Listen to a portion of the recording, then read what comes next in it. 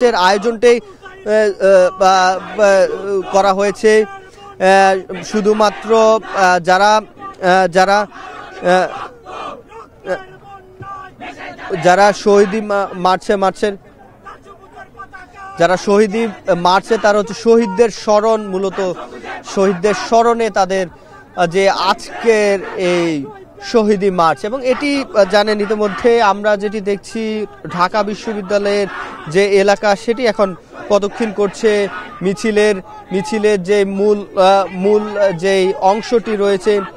এবং এই শহীদি মার্চে রাজু ভাস্কর্য হয়ে প্রথমে নীলক্ষেত মোড় থেকে সায়েন্স ল্যাব হয়ে কলা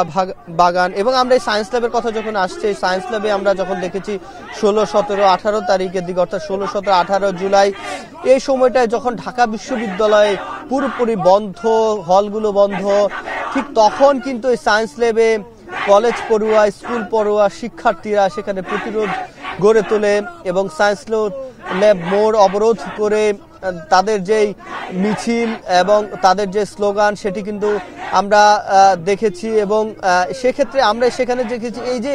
কলেজ পড়ুয়া শিক্ষার্থীরা আজকেও দেখছেন যে নিশ্চয়ই আমাদের ক্যামেরার চোখে দেখতে পাচ্ছেন, তারা কিন্তু সে সময় কিন্তু এভাবে স্কুল ড্রেস পরে, কলেজ ড্রেস পরে, আইডি কার্ড গলায় জড়িয়ে, জাতীয় পতাকা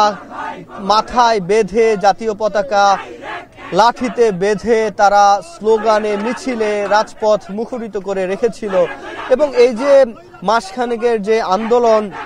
সেই আন্দোলনে এই কলেজ পড়ুয়া, স্কুল পড়ুয়া, অনেকে কিশোর, সেই কিশোরদের যে একটি কিশোর তারুণ্যের যে একটি সংমিশ্রণ সেটি কিন্তু আমরা দেখেছি। তখন কিন্তু তারা আন্দোলন চালিয়ে গেছিল যখন সমন্বয়কদের কথা বলার সুযোগ ছিল না, তখনও কিন্তু তারা তাদের মতো করে নিজেদের মতো, বলা যায় এখানে আসলে নেতৃত্ব কোনো নির্দিষ্ট ব্যক্তির পক্ষ থেকে আমরা সে সময় দেখিনি।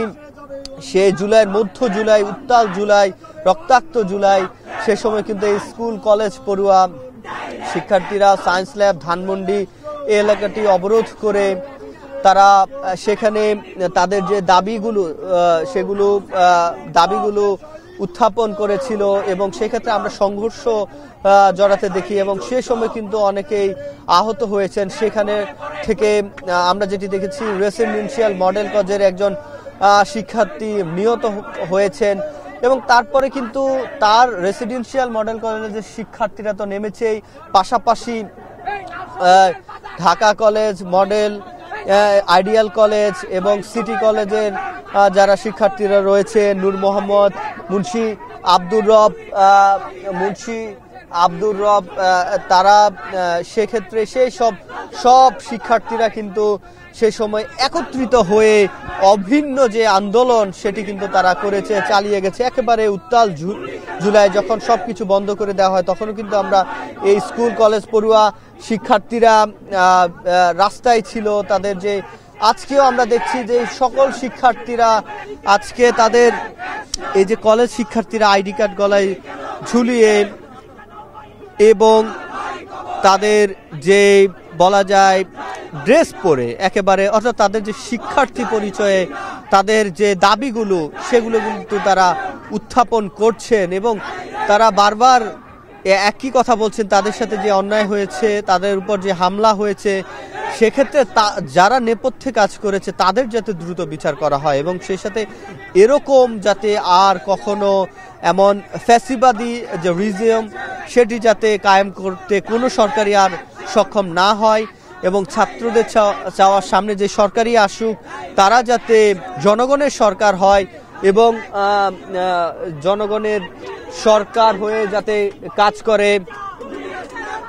এবং তাদের এই চাওয়ার প্রেক্ষিতে আমরা যেটি দেখছি আজকে 1 মাস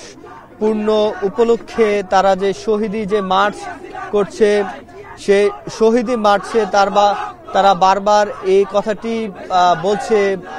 যাতে তাদের উপর যে হামলা হয়েছে এবং সেই ক্ষেত্রে শিক্ষার্থীরা আমরা দেখেছি কিশোর শিক্ষার্থী যার প্রাপ্তবয়স্ক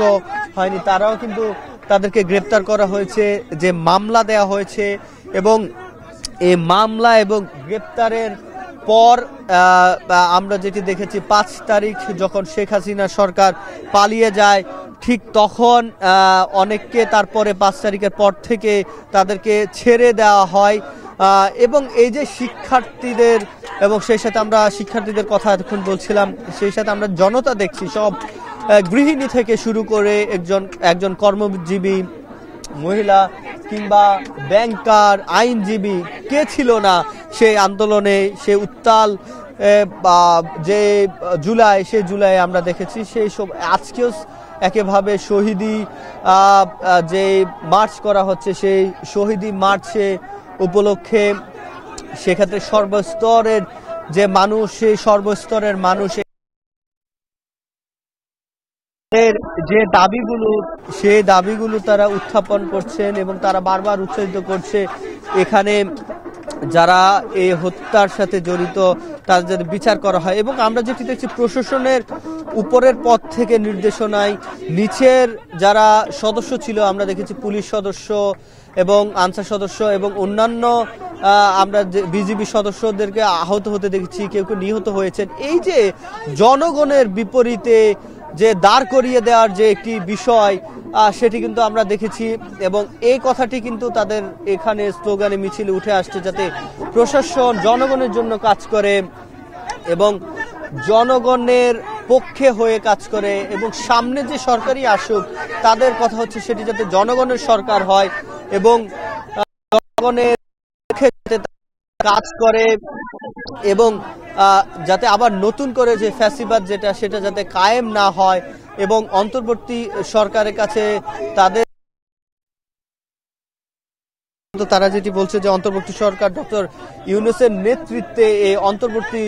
সরকারে যারা রয়েছেন তাদের উপরে তাদের যে আস্থা সেটি তারা রাখছেন। প্রেক্ষিতে তারা যেটি বলছেন যাতে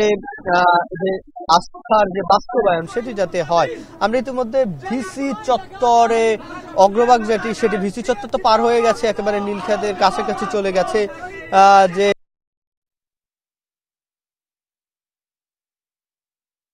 আছি একেবারে জনতার সাথে, যেভাবে তারা যেটি আশা করছেন গণমাধ্যম থেকে শুরু করে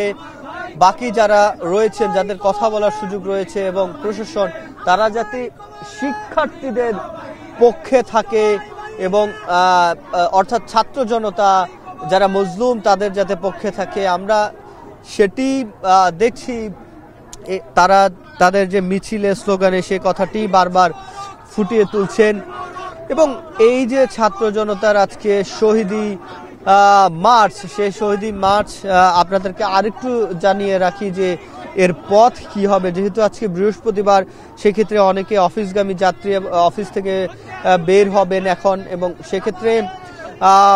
এটুকু জানিয়ে রাখা ভালো যে আজকের শহীদি মার্চের রুট হবে রাজু ভাস্কর্য হয়ে নীলক্ষেত, সায়েন্স ল্যাব, কলাবাগান হয়ে সংসদ ভবন, অর্থাৎ সংসদ ভবন পর্যন্ত, যে সেখান থেকে আবারও সেটি যাত্রা করবে ফার্ম গেট, কারওয়ান বাজার, শাহবাগ, রাজু ভাস্কর্য, শহীদ মিনারে এসে থামবে এবং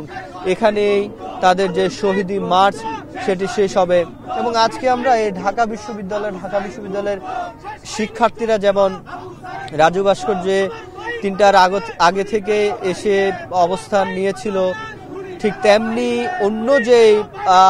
স্কুল কলেজে শিক্ষার্থী রয়েছে তার আশপাশে জানেন ঢাকা কলেজ রয়েছে, সিটি কলেজ, নূর মোহাম্মদ, অর্থাৎ ধানমন্ডি, সায়েন্স ল্যাব এবং নিউ মার্কেটের আশপাশে যে কলেজগুলো রয়েছে সেই কলেজের শিক্ষার্থীরা এখানে এসে অবস্থান নিয়েছে এবং তারপরে তারা এখানে তাদের যে মিছিল স্লোগান, সেখানে তারা তারপর বলছে যে তারা যাদের শহীদ হয়েছেন তাদেরকে, তাদের স্মৃতি ভোলেননি, তাদের আত্মত্যাগ ভোলেননি, তাদের আত্মত্যাগ এবং স্মৃতিকে ধারণ করে তারা নতুন বাংলাদেশের বিনির্মাণে কাজ করার যেটি, এবং আমরা প্ল্যাকার্ডে অনেকগুলোতে দেখেছি যাতে খুনিদেরকে ধরে ধরে যাতে বিচারের আওতায় খুব দ্রুত নিয়ে আসা হয় এবং সামনে যাতে এমন